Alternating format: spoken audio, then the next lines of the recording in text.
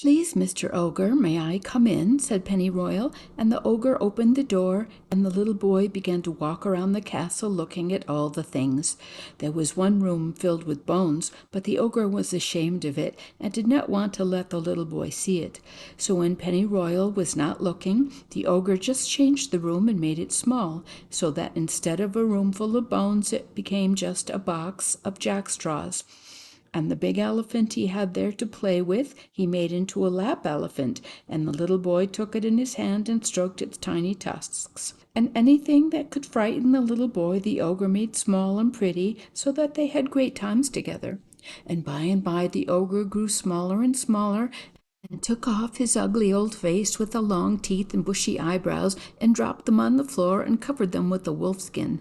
Then he sat down on the wolfskin, and the little boy sat down on the floor beside him, and he began to play jackstraws with the box of jackstraws that had been a room full of bones. The ogre had never been a boy himself, so jackstraws was the only game he knew how to play. Then the elephant he had made small snuggled down between them on the floor, and as they played with each other, the castle itself grew small and shrank away until there was just room enough for them and for their game. Up in the palace, when the ogre stopped roaring, the king's men looked out and saw that the ogre's castle was gone.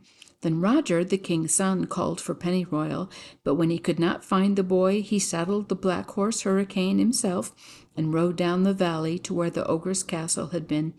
When he came back, he told the king that the ogre and his castle were all gone.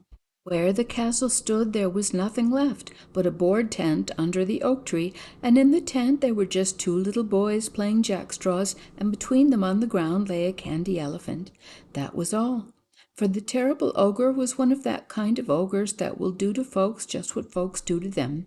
There isn't any other kind of ogre.